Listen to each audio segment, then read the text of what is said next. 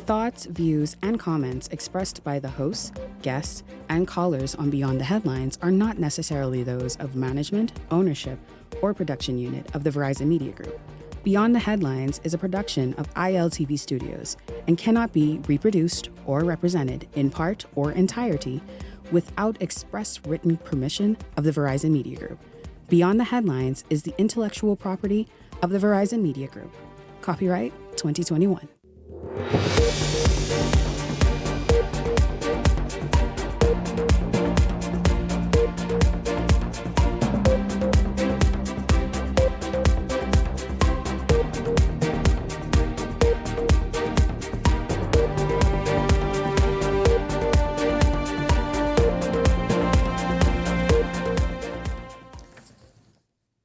Coming up tonight, are women in the Bahamas who depend on public transportation not safe as they stand on bus stops? Good cause for that question tonight, as a woman is attacked and beaten on a bus stop in the middle of the day.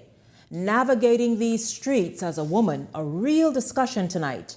Also tonight, Bahamasair staff pause business in what is arguably their busiest season to demand that they be paid monies they are owed. We have the latest. And many citizens in Barbados urging the Inter-American Commission on Human Rights, CARICOM, and countries and citizens of the Caribbean to stop what they say are new laws by the government that threaten their freedom of speech, freedom of expression, and freedom of conscience. We hear from some members of a group that traveled to Washington, D.C. recently asking for intervention.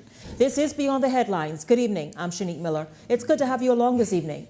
Well, a brazen and violent attack captured on camera went viral yesterday. And less than 24 hours later, the story describing that event that unfolded is shocking.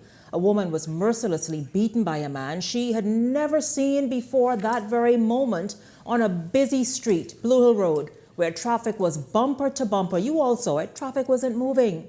After several moments of being kicked and slammed against the pavement, a Good Samaritan ran to her rescue, and the perpetrator ran off. As you can imagine, this attack has caused concern nationwide, more so among women's groups like Women United, who are concerned about women's safety, the lack of safety mechanisms that protect society and women against vagrants and mentally challenged people that roam freely. Well, we're going to get to the bottom of it tonight. Welcome to Beyond the Headlines, Lisa Bostwick-Dean and Kelly Bostwick-Toot.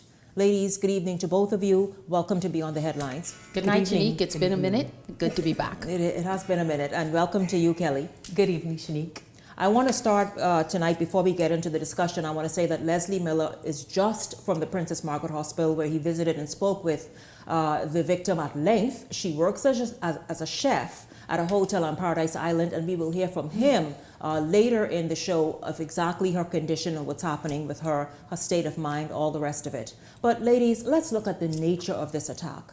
While we do not officially know the mental state of the man that attacked that woman out of the blue, what sort of response has this sort of garnered in your group, Women United, and the organization, when you yourself saw the attack? There it is, of course, on the screen. It's a video that I had to when I got to this point, I stopped. I could not watch it. I came back hours later to actually watch that. And like most of us, we thought this was a domestic incident. And then you all see there's somebody that looked like they came out of that jitney right there and just walked off in the yellow shirt. Mm-hmm. They walked off because whatever they were thinking. But ladies, your initial response when you saw this, thank God for that gentleman right there. You are a hero tonight, sir. Whoever you are, we wish we knew who you are to highlight you and the work that you did yesterday in saving that woman's life. But ladies, your thoughts initially when you saw that? Well, let me say this. You had first asked what was the response within the organization. The response was absolute horror, outrage, shock, questioning. Most of the women were questioning why nobody acted, why didn't anybody step in, how could this happen? They were questioning, what does this mean for our society? And then, of course, things were evolving. So at first, everyone assumed it was domestic. Mm-hmm. And then it was dropped in, no, well, it doesn't look domestic. It was a random attack. Mm-hmm. And so the conversation in the group would have developed over the course of this morning and into the afternoon into, well, this is now even a much bigger issue, because here it is, we've had the issue, this might be a Junza, with how do we deal with these types of persons on the street? How do we deal with the mentally ill? How do we deal with the homeless? And of course, the mentally ill issue is very prevalent right now in our minds because of Adriel Moxie. That's right. And the young girl that was brutally raped and murdered. And here it is that it is said that that man is mentally ill and that he's in PMH or Sandilands or wherever We don't else. know. So there were lots of questions arising, and the women want to know, what is our next step? And it then migrated into the fact as to what things we must advocate for.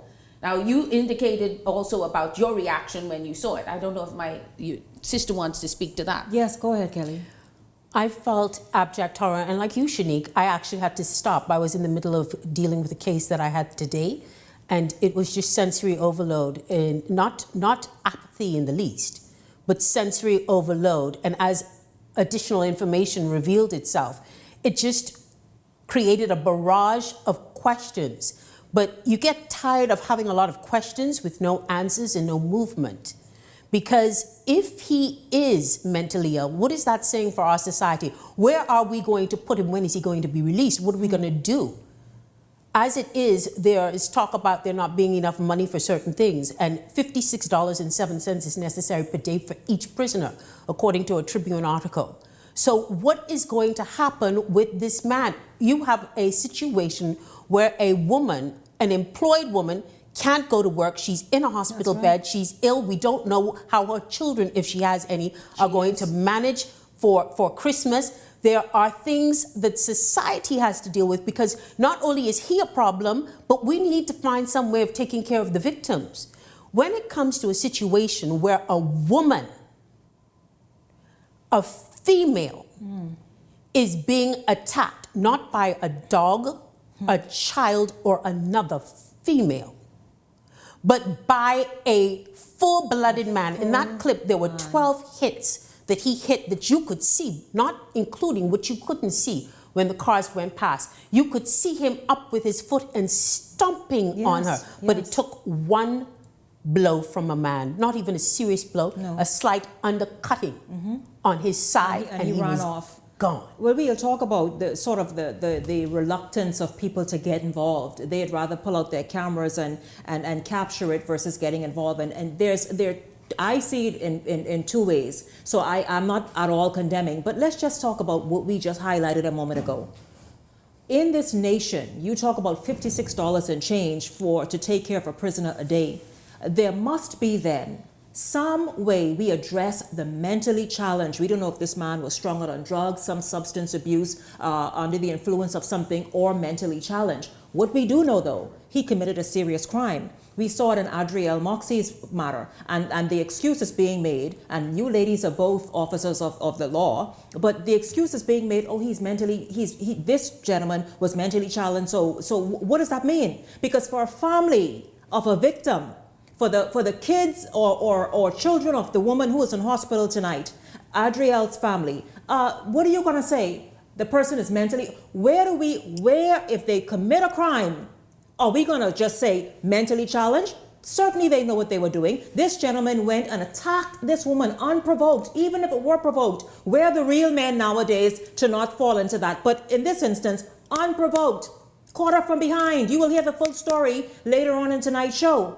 And she had no idea. All she knows, she was just being beaten on and then thrown to the ground.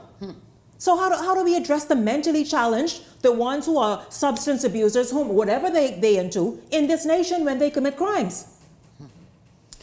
Well, Shanique, one of the things is that, sadly, as we have grown as a nation, we have not invested in the institutions designed to deal with these matters. And that's across the board. So we have not properly invested in Sandilands, which would deal with the mentally ill and deal with those who are under substance abuse and addiction. We've not properly invested in our prison. We should be trying actually, to have, and this administration has promised to build a new wing but we've not properly invested in our prison for reform purposes. We've not properly invested in our social services so that we can properly have a capturing net for these things. So this is something where we still have the institutions in place that were designed for perhaps 30, 40 years ago, and the population has grown, so we can't deal with the capacity. What we have to do, I mean, we have no choice but to rely on what we have. So unfortunately, we will have to send him to somewhere like Sandilands. But I have a lot of questions, I must confess. What happens when they go there? Who's tracking them? To go back to Adriel, for example, with that man, was he ever in Sandilands before for a similar offense? And I don't know. Sadly, Lisa and Kelly, there appears to be no record. It's so funny because just Friday, on Friday's show, we discussed this, myself and the Hot Topics panel, we discussed the mentally challenged among us. And that is because we had, I think, the director of the Public Hospitals Authority discuss it, speak to the fact that they are in the institution for whatever the time is that's recommended. When they come out, I guess they are given their medication or whatever it is, and then there's no follow-up. So these people are free to roam about, not take their medication, and then do something as stupid as that, and then just go back to the institution. And that's a disservice to the society, as we see. That's a complete disservice to the society. Kelly, your thoughts on how we should treat these people who commit crimes. One just recently with a 12-year-old murder.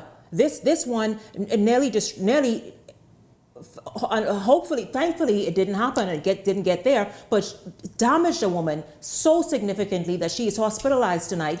And again, he's not even been found as yet. Shanique, I'm an advocate of mental health therapy, but if you were to ask me how I truly feel, I don't think they should ever come out. But that's because I suppose I'm afraid that they can't really be rehabilitated not to re-offend because they always have the excuse, and it's not an excuse in law, it's a defense, that they weren't mentally capable of making the decision to harm. There is no mens rea to attach to the actus rea. But for me, see, that woman that was walking, that came off a bus, that is making her way, and the fact that it is a man who attacked her, I think that there's some confusion in role playing that needs to be addressed at a base level. Men are there to protect their rib. That's their woman. You sure about that in today's society? Today's society is confused by other nations that seek to impose what a man is. But if you can't, as a man, automatically feel that you ought to. And you were right, because it was a man's voice narrating when men were all in those vehicles driving, whether it was yesterday or Monday that this video was captured. And the thing about it is, you're right, men have been so feminized, particularly from the neighbors to the north, and this agenda they have pushed and shoved down the throats of this nation and other nations, that they feel, stay out of it. They don't want to damage. Their manicure is better than yours and mine. What I'm saying is, men are refusing now, Kelly, to actually stand up and defend a woman. Women now have to almost play the role of both.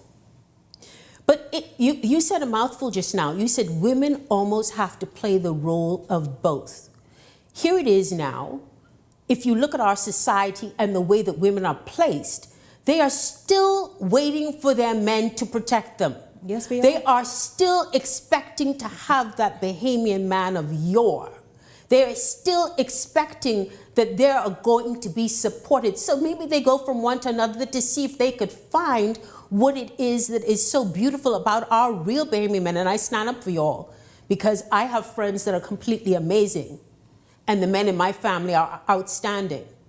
But there are so many that are lost. I think what needs to happen is we need to have the real men get together and start those boys clubs again. They need to start doing some mentoring. They need to go out and bring them in.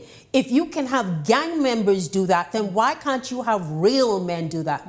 Why can't we work towards creating what it is we want to see? And as we have a police commissioner, a female police commissioner in Shanta Knowles. And as the judiciary stands, most of the magistrates and judges, they are female. Yes. We've got to take the reins and assist and continue to rock the cradle. But also we have to rule our rooms, all of them. We have to, as women, say, you know what? I'm not standing for this. And I'm not laying down for that either. That's how I feel. You need to get some attention and let them know what a real woman is when you want to see a real man perform. Well, so men, we expect this of you. You know, Kelly, this is your first time on the show. I invite you back because as we move and go into 2025 and walk through that and beyond, we certainly must begin redefining what a real woman is. Because some of us have lost our way. We must define voice, and we must define what a real man is in particular. Lisa, in 2 seconds, what is Women United proposing to do about this sort of mental? It's now becoming more prominent. We see this mentally challenged person that's out there, but that is a danger to society. In the group today, it ended with a call for us to begin advocating on these points, to bring about the necessary changes in our institutions that we want to see. And Women United, along with other partners, are putting together actually a summit from February 20th to March 2nd, where we're going to be asking the leaders of women's organizations to come together for us to come up with a mandate. So we're working along with CWIL, we're working along with the Crisis Center, we're working along with other women leading groups to try to call female leaders together. Enough is enough. We want all women to come together. We want to have a common mandate, yes, so that we can begin to make some demands as a collective. Together our voices are stronger. Yes. And ladies, I look forward to having more discussions with both of you in 2025y. I really enjoyed tonight's discussion. We look forward to being here. Yes, absolutely. We must make it happen. Let's hear what the men are going to do. What they doing now? What are the men going to do? Shh, hush 1 minute. What you heard? That. Oops. Beyond the Headlines is back right after this.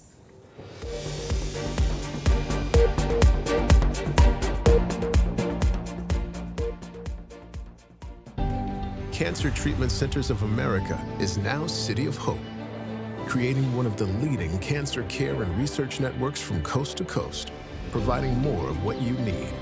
More locations means more care closer to home. More specialists means more expertise. More research means more breakthroughs. More advancements means more treatment options. And more options means more hope. Call now to get more of the care you need. For carpets, bed sheets, and bath mats, there's a place I know. For shower curtains, comforters, and window curtains, only one place to go. Fixing your home or automotive, that's no fuss. We'll put a smile on your face. Come and shop with us for all you need and more. Shop at AID for Christmas.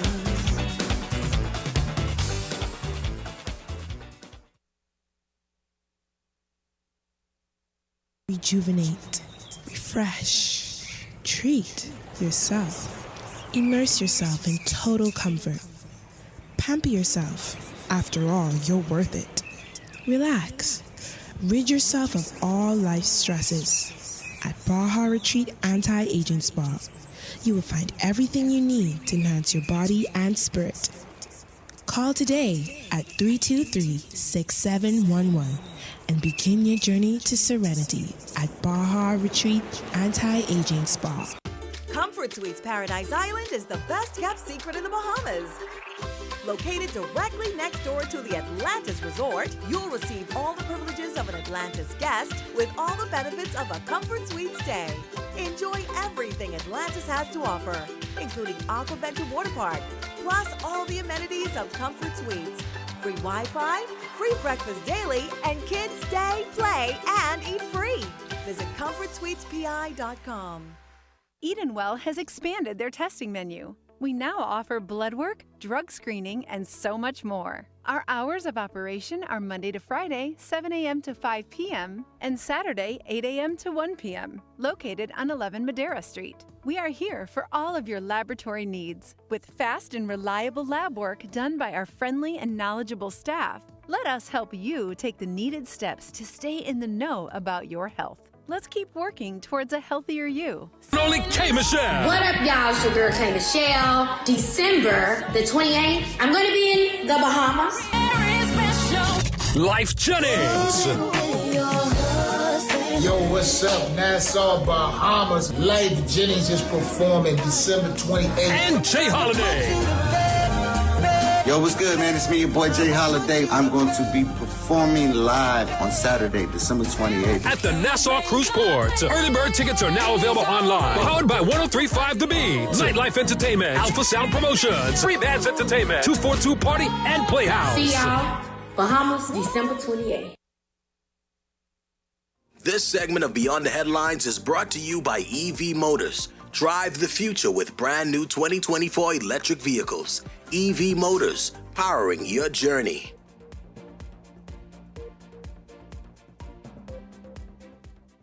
Welcome back to Beyond the Headlines. Well, we're going to move into an issue that's really becoming quite the issue in Barbados. As you know, oftentimes residents around the Caribbean reach out to this show to speak to issues that's happening where they are, because after all, together we are one voice, stronger together, and the issues that perhaps they deal with, we must pay close attention to. Of course, I did not get an opportunity to speak with a member of the Mia Motley administration. However, these are the interview that's coming up are persons who are activists in the country of Barbados, and so citizens of Barbados are fighting to get a law stopped before it is passed in the Senate. It is the Cyber Bill or Cyber Crime Bill 2014, passed just this year, already in the House of Assembly and now in the Senate. In fact, groups led by Dr. Ferdinand Nichols traveled to the United States recently to get the Inter-American Commission on Human Rights to intervene. Well, joining me this evening is Dr. Nichols and Kemar Stewart. They both are leading citizens in Barbados, activists, etc. Of course, they're both professional men as well. But again, they seek to honor human rights and the rights of citizens in that nation by stopping just stuff like this. Good evening to both of you, gentlemen. Thank you very much for joining me here on Beyond the Headlines. Welcome to the show. Good evening to you as well. I believe this would be Shanique. Yes. Good evening to you, and good evening to the members of the citizens of the Bahamas. It's good to have you, Dr. Yes, good evening good evening to everyone. Good evening to you, Shanique, and good evening to all of the Bahamas. Good to see you, Kemar. Gentlemen, welcome to the show. This is really, you're speaking out, and you're speaking out wherever you can, however you can. Recently, Dr. Ferdinand, Dr. Nichols, you led a delegation to Washington. It's because you all have started from internally trying to fight and stop this cyber crime 2014 bill from becoming law, and you've been unsuccessful so far. It really attempts to what many feel is violate your constitutional rights, your freedom of expression, your freedom of speech, and even just freedom of thought on the island. Tell us what's happening and what this bill is proposing to do. Well, actually, it's Bill, the Cybercrime Bill 2024, if I could just make that little correction for you. Cybercrime Bill 2024. And what we are objecting to are a couple of clauses within the context of the Cybercrime Bill that fundamentally threaten the freedoms of expression and freedoms of speech of Barbadian citizens. And this against the background of any type of criticism of the current administration or any administration that may follow for that matter. And I believe it is something that the citizens of the Caribbean need to pay attention to, because it's quite likely that if a bill of this nature passes without opposition and without amendment within the context of the Barbados Parliament, Barbados Senate, it is going to have far-reaching ramifications for several other members of the CARICOM states, and I believe that would also include to some degree the Bahamas. I think, politically speaking, when persons see that something is accepted within one of our territories, yes, it's a real probability that you'll see it then introduced and embraced by another. I agree. Kemar, let's just talk about the dangers that this bill, this is unheard of. Nobody would think that in 2025, this would be something the citizens of Barbados are discussing and having to deal with. The fact that your freedoms are being, or proposing to be through this bill, stripped from you. Are you able to hear me? Yes, well, quite frankly, we agree. Yes, quite frankly, we agree. I don't think in this day and age, especially where our forefathers fought for the right to democracy, the right for freedom of speech. Right now in Barbados, we hardly have a strong opposition and attempting to silence the voices of people online, right? A tool which is freely used all over the globe. Attempting to silence people is akin to steps to dictatorship. And as Pastor Ferdinand said, when one Caribbean island does a thing, the others think that it's okay to do and pass such laws. Now, we want to be able to speak. We want to be able to criticize with fairness without having $100,000 placed over your head or the threat of 10 years in jail. And the fact that they increased the fines and the punishment from the first bill, right? Remember, they started at 70,000 or 7 years. They actually increased the fines now to 10 years or $100,000 in prison. Yeah, that is 7 years or 100. Do you all hear that? 100,000 Barbados dollars fine and possibly 7 years imprisonment. That's $50,000. That's 50,000 US dollars. Gentlemen, when you went to Washington recently to lobby for the Human Rights Commission, the Inter-American Commission on Human Rights, to intervene, to listen, stop what is really madness at this point in our development, in 2025, really, basically, we're looking at that in the face. I mean, what was the response and exactly what did they pledge to do, if anything? Well, to be honest with you, the response of the Inter-American Commission on Human Rights was quite positive. The government of Barbados would come away saying that, they won the matter, but they did not. The reality is that and we must face the fact that the Commission is not in a position to hold the government of any country, particularly Barbados, on binding matters. The court can do that, the Inter-American Court on Human Rights. But the Commission did recommend that because the government had indicated that there was widespread, and Kimar, which I believe would support me with this, there was widespread consultation. That was a joke.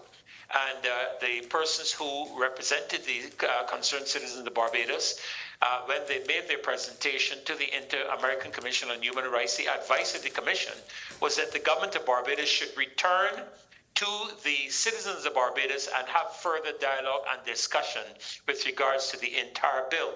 It is extremely aggressive bill. The first bill had a matter of expression of something called embarrassment. And after, as Kimar shared, the outcry of the Barbadian public arose, that word was removed.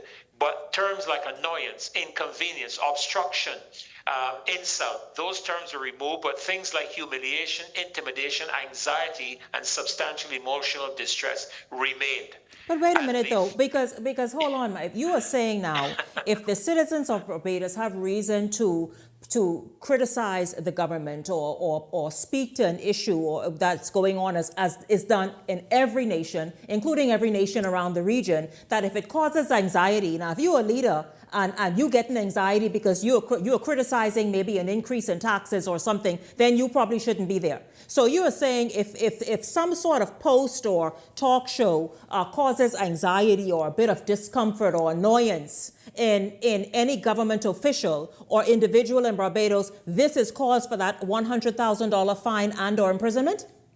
That is correct. And mind you, we do have defamation laws that deal with defamation of character. We do have those laws in place. But the concern here is that on a simple matter where I may cause you some degree of anxiety, an ordinary citizen can find themselves with a criminal record of up to 10 years. And just so I clarify that for you, Shanique, the increase was from 70,000 Barbados or 35,000 US or 7 years, yes, to 100,000 or 50,000 US and or 10 years. So you could end up with both. Oh. You could end up with both. Wow. Is this US? I mean, obviously it is, but I want to hear in your words. Is this a rank, blatant attempt by the government of Barbados to scare out of their pants the citizens of Barbados from ever having an opinion and daring to speak it? I will express it simply, and I'm sure again Kimar will support me. Yes, absolutely. As a matter of fact, at a constituency meeting, one of their leading young men spoke to the fact that we have to do something to prevent the criticism and annoyance and these type of things of our ministers of government. And that is fundamentally one of the primary reasons that these areas within the context of the cybercrime bill are of great concern to the citizens of the country. But then how Kimar must you hold the government accountable? How Kimar must situations in Barbados improve if there are situations in areas that need improving, if there is no pushback, if there is no light shining on it and person speaking to it saying, listen, government, this has to improve, this must change, this must be enhanced, this is where the people benefit most. How must those things happen? I mean, these kinds of conversations, and I believe in having respectful discourse, but they are necessary for the forward movement of any nation. Well, I guess it was to go back to pen and paper complaining as opposed to online. In attempting to interact with members of cabinet and parliament, they operate under secrecy. They're not very open. And in this day and age, especially with countries being under IMF programs, transparency should be the key, especially now that you're receiving international funding. So if you have advocates like myself and Pastor Ferdinand openly criticizing government, quoting from quote-unquote leaked documents, and we could be persecuted now with extraordinary powers given to the police, right, to confiscate our devices. Let's not forget that. Oh, you can have your devices. You can have your devices confiscated as well. Yes, this seems to be like password. This seems to be like the birth of a nation back like in the 60s when you all first gained independence. And of course, imagine circumstances under an initial government coming in for the first time ever and people tiptoeing around. Have you reached out to CARICOM and what has the response been? I mean, yes, we know this is one of their superstar prime ministers, but what has the response been? Well, we have reached out to CARICOM. As a matter of fact, a letter was sent, and I can produce extracts of that letter to Dr. Carla Barnett on the 6th of December 2024. The signatures that were affixed to that represented Dr. Wayne West, President of Caribbean Cause, the Concerned Citizens of Barbados, Solutions Barbados, Prayers Academy, several groups, the Loyal Opposition, the Citizens of Justice Bahamas, the National Evangelical Association of the Belize, the Christian Pastors Association in Curacao, the Jamaican Coalition for a Healthy Society in Jamaica, the Love March Movement, the Association of Christian Ministers, a number of CARICOM organizations, non-governmental organizations, reached out by correspondence to the CARICOM Secretariat, to the Secretary General, and a letter was written indicating the dangers of this bill, our concerns. To my knowledge, I don't know that we have had a response from them. I think we're still awaiting that response. But we did indicate in the context of that letter, we referenced the Budapest Convention. We referenced the fact that this cybercrime bill actually went beyond that Budapest Convention and threatened the safeguard of citizens in Barbados. But an attempt has been made to reach them by several CARICOM regional representations. I thank you both for speaking with me this evening. We will continue to follow this, and I want you all to reach out to this show again as we keep this discussion going and find out exactly where this goes. If the interventions that have been put forward are successful, I think it's very necessary for the progress of the continued progress of Barbados and its citizens that something be done. Come back to the table, something. I thank you both, Dr. Ferdinand Nichols and Kimar Stewart. Looking forward to another discussion here on Beyond the Headlines. Thank you for joining me this evening. And thank you for having us, and a Merry Christmas to you and season's greetings. Thank you, sir. Merry Christmas to you both as well. Don't go anywhere, because when we come back, the Hot Topics panel joins me, and we're going to speak about a number of issues that's trending. That is quite disturbing in Barbados, what those gentlemen talked about. We will continue to follow that for you, but stay exactly where you are. Beyond the Headlines is back after this.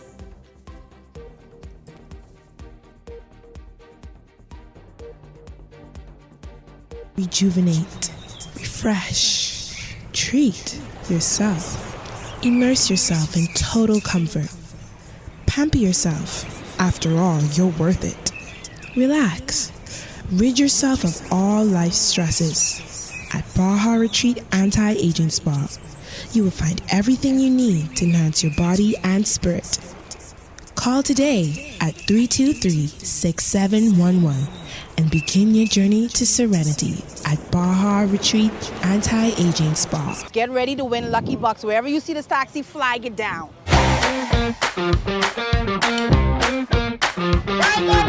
The boy hard, beating so hard, I will be hard. I'm looking for my first contestant to ride in the Lucky Taxi. You walk in the taxi, you got to do the Lucky Walk, brother. Oh. Thanks. Man, thank you, sir. 85 times 2 is how much, brother? You only win $170, brother. I never expected to win as much as I win. Bang along. Very excited when the gentleman picked me to ride inside the taxi.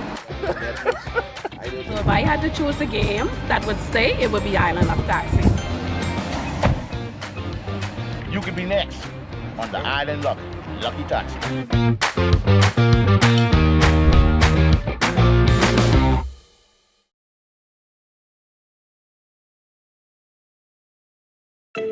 Tired of driving around from place to place just to get your car insured and licensed? Frustrated with the process of being back and forth from your insurance company to road traffic? Well, BMG Insurance Agents and Brokers just made insuring and licensing your motor vehicle as easy as 1, 2, 3. Step 1. Visit us at the Road Traffic Department, Section 1, Thomas A. Robinson Sports Stadium. At our office, you can purchase or renew your insurance or get your vehicle inspected. We at BMG Insurance Agents and Brokers represent major carriers. Step 2. See the professionals at Road Traffic to get your vehicle licensed. Step 3. Enjoy your day. Insure with BMG Insurance Agents and Brokers today, saving you time and money. Your one-stop shop for all of your insurance needs. Great rates, convenient, excellent service. For more information, call us at 322-2221.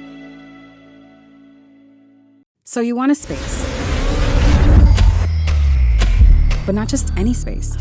You need something with a little more potential. So how about 1,000 square feet of room to play with? Superb audio and video production capability, digital LED wall, full lighting grid, and about 124 seats to accommodate a full studio audience, with so many other features. Make us your home for your next concert, conference, and so much more. Honestly, the possibilities are endless. Here at ILTV Studios, we'd love to bring your next event to life. So what do you say? Do you want our space?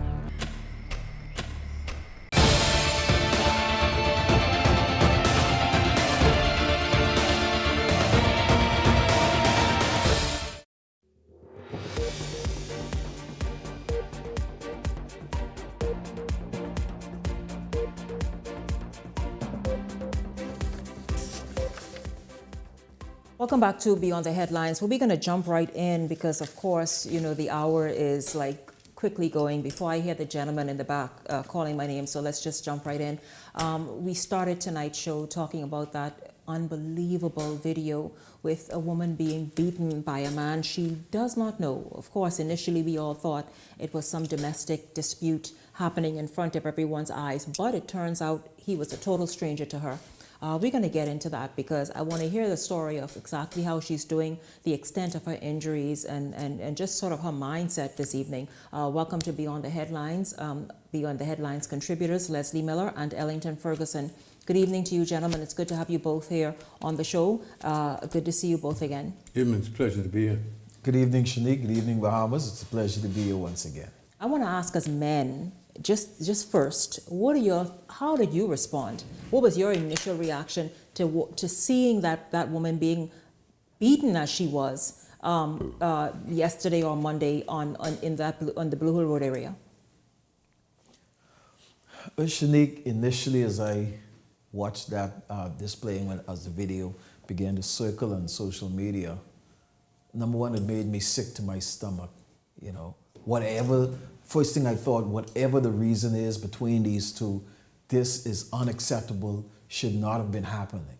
I mean, my emotions was running wild. I'm thinking all of these cars around, all of these people around, nobody can help. I'm just thinking all these things at that moment, watching that. And like I said, it made me sick to my stomach that something like this would happen for whatever reason. A man would be beating a woman like this, no one coming to her assistance. And it was just pathetic. It was heartbreaking, to say the least, for me. Nick, you know, when I saw that video, I was incensed with anger. Because I couldn't for the life of me as a Bahamian man stand by in any corner, any part of this country, and see a woman being beaten in any manner, but such a ferocious manner as what I saw. Yeah. And it bothered me as a Bahamian. In fact, I felt shame that the men who was in those vehicles on the jitney, several cars passed, they were taking their pictures, that no one had the guts to confront this guy. One man decided enough was enough. He went to confront this guy, hit him once, and the guy ran off. You tell me that men in those cars could not have gone there and confronted him? I didn't see him had any. It should have been a group of men there beating that man until now. I don't understand it. And when the police show up, sit down. Okay. It bothered me greatly. It's a funny situation, and that has many variants. As much as I felt almost the same way, I felt as if though if I were there, I wanted to just hold him and just choke him until forever. But we all are now looking at that in 2020 vision, hindsight, which is 2020 vision. That situation could have been anything. Initially, a lot of people thought it was domestic issue, and so people were kind of trying to feel their way through it. You don't know who the guy was. You don't know what he could have had on him, as is the case with today's men in the society that we live at. I've heard of people that went to park fights and person just pull out a weapon and discharge it, kill the innocent person. And so that is a situation that could have gone anywhere. We don't know how many people was there in those cars were women. And so nobody knew it was even a mentally challenged. Leslie alluded to the guy barely hit him once and he ran off. That's the situation. I agree with you, Ellington. In hindsight, I absolutely I agree. And even hearing the people talk on the video that we saw, it is the smartest thing in 2024 to kind of stay out of any issue that you see arising, a violent issue in particular, because you just don't know. And oftentimes the innocent person who tries to go and make the peace is the one who ends up hurt. We know that, and it's the smart thing to do. I just, it is just still is a good thing though that man stepped in. Thank God and so, for him. so it's a judgment call you have to make. It's good he stepped in because she could have been injured even worse. Leslie, but you, just before the show, in fact, you ran from the hospital here. What is it? You met with this woman, sat with her, talked with her, even her family. What can you tell us? She's at the Princess Margaret Hospital on the second floor. Very nice lady, attractive lady, 34 years old with 2 kids. Wow. Oldest son is 17, the other one is 14. I spoke with the oldest son. Spoke with her mother, Miss Bryce. And her major concern, and the thing that hurt her most, she began to cry every time we spoke about it, was the fact that so many men were in vehicles passing by, and not one, except for the guy who was on the street himself, went in to interfere in that situation. I mean, you know, I grew up in a time when a man's responsibility always be to woman. You must protect the women in our country. That's just a natural from any man anywhere in the world. You protect a woman. I don't care what the situation was, who the fellow was, domestic or otherwise. You have an obligation to go and say, my brother, what the hell is going on here, man? Leave the damn woman alone. And if you got to fight you, then you got to fight him. But you cannot stand idly by and see, you know, the guy got in his pocket. Whatever you take out, then it's you and him. But, you know, she said, as she got off the bus, The fella came in the back and hit her in the back of her neck. Did he come off the bus with her? Or? He did. Apparently so he did. he followed her off the But bus. they said she didn't indicate to me that he came off the bus. She didn't know where he came from. Right. She just felt that he hit her. Felt a hit. And she fell down. She said, "Who are you? I don't know you." But he did mention someone's name, some female name, and he kept beating her. She fell to the ground, and with voice that he started kicking her in the stomach, her ribs, kicking her face. But he continued to jump on her legs, jump up and down on her legs. Her right leg is broken. She's got to be operated on this week. The left leg is severely damaged in two different areas, and her ankle is broken. So she has to have serious operation. She has a big gash on the side of her right eye. I mean, a really big gash. With the skin off and everything else. And I spoke to her mummy and her son. You know, what are we going to do in this country? How does this guy get the power and the guts to just go and beat on a woman? And the police, I spoke to them this afternoon, they haven't caught this man yet. Which police you talked to? I caught a couple of policemen. One of the senior police, well, I didn't get her. I couldn't get that officer. I spoke to two other officers. They both indicated that it is really not my department. I will look into it and I'll call you back. Of course, those calls never came back. I think we need to stop playing games also, right? The police never called you back? No. You know, you could go ahead and pick up a guy for thieving a can of corned beef from Super Value. But in broad daylight, with the cameras supposed to be in those areas like that, as yet today, you haven't gotten this man into custody. I find that very strange. No, it is strange because someone like this gentleman needs to be off the street. And if he is high on drugs, if he's drinking until he looks stupid the way he did yesterday, or if he's mentally challenged, then he is a threat to society. He should not be wandering about, and he should have been arrested already. No, again, I gotta go against you all with that part there as it relates to the police. We do not. None of us know the situation. We don't know who this guy is. Bobby, see the situation. I tell what more you want to know? Give me a chance. We don't know his mental, whether he is a sane young man, My point exactly. or a man with sufficient sense. Ellington, that man could be 120 years old. The fact that he did what he did, he should have been arrested. Exactly.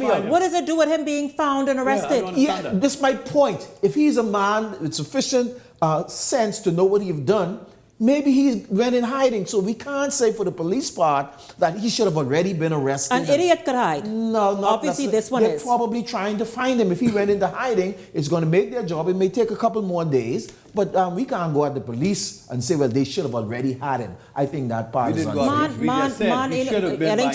has spent at least 24 hours. Yes, it's been at least 24 hours. If those little cameras that John, if all those cameras John have, if all the cameras, all the CCTV cameras John have around there ain't working. It's a matter of finding him if he went into hiding. Nothing. Dig up the little crab holes in those areas. You understand? But yes, whatever the case is, we need to get to the bottom of this. If it's a mental situation, we spoke about this here on this same show. We need to seriously, as we go into 2025, think about how we deal with these people with these mental issues, because they're going to cause themselves get hurt, because not every situation is going to end like that. There's some people on the streets going to put street justice into place and deal with these people, okay? Because the woman, look at the woman, two sons. Imagine how angry they are. And you see the age. Them and their mother are preparing for Christmas. The woman was going to try to get some business done in that area to go to the bank to do some business. And so, yes. She works at Margaritaville. She's been working there for 8 years.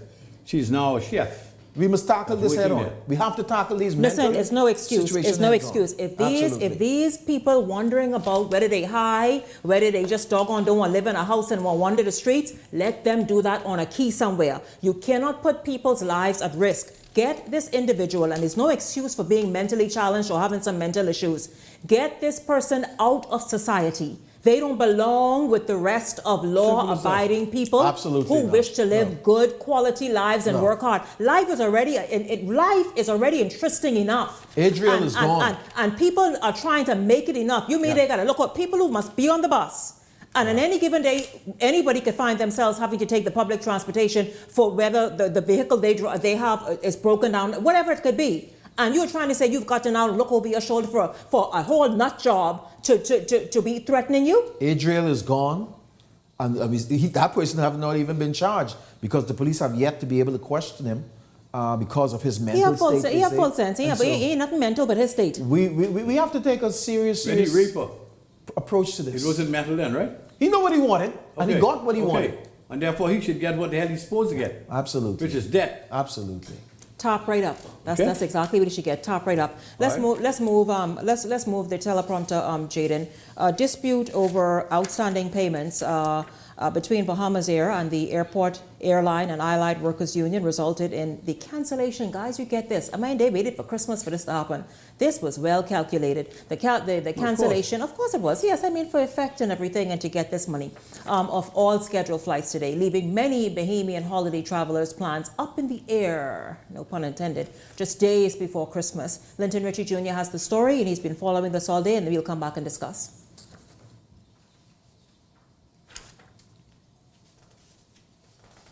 Justin? I need a chair. I'm 84 years old. I need a chair. I'm holding on the suitcase now to support me. And all they're doing is turning you round and round. A bright holiday season has taken a grim turn for hundreds of Bahamian travelers as the national flag carrier Bahamasair canceled all flights following a mass sick-out by members of the Airport, Airline, and Allied Workers Union.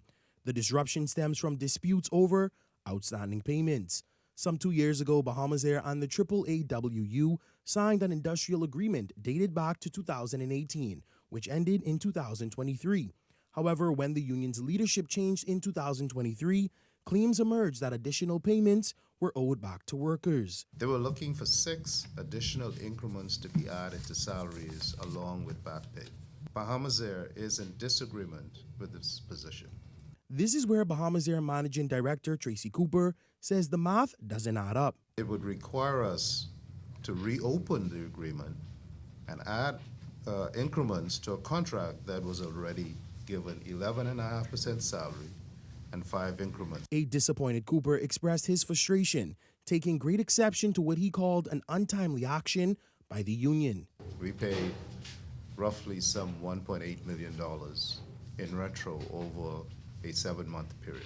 The same staff that is taking the action now received Christmas bonus on Friday past. Now, due to airport protocols, Eyewitness News was unable to go beyond these doors and show you what the traffic is really like on the Bahamasair check-in line. However, after speaking with passengers, they're simply saying that they want to be recompensated for what they have lost as they expected to travel internationally today to shop for the holiday season for their family and loved ones, and now those plans have been shot down. Oh, we have to catch a connecting flight. So it's like, oh my God, what do we do? And it's very costly, so, you know. I've been here an hour this morning waiting to go to Orlando, and I'm a frequent flyer, but they must well take that out the book because you don't get nothing for that. Chief Labor Consultant Bernard Evans weighed in, emphasizing that officials allegedly stayed on calls well into the wee hours of the morning to find a resolution.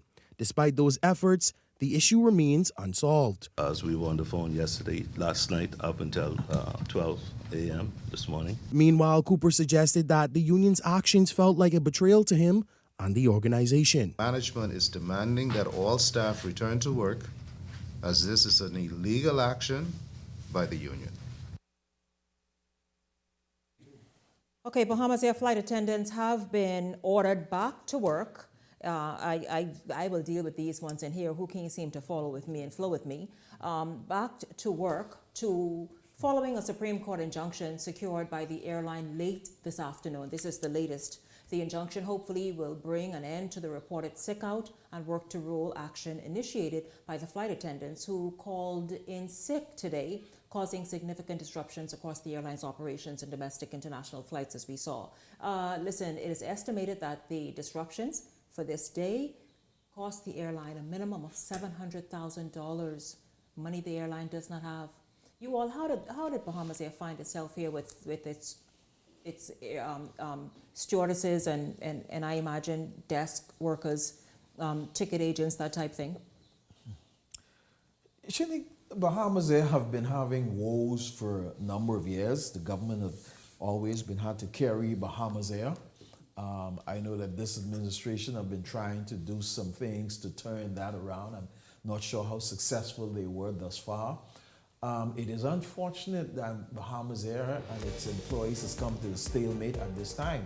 I would have hoped that they could have kind of stayed to the table and wait on trying to work this out rather than costing the airline a whole lot more money, because even the cost of today doesn't end today, because tomorrow they have a lot of people backlogged now that they have to get either from the US here or from here to the US, wherever their destinations are. So this cost doesn't just end here today, and it's unfortunate for a struggling airline.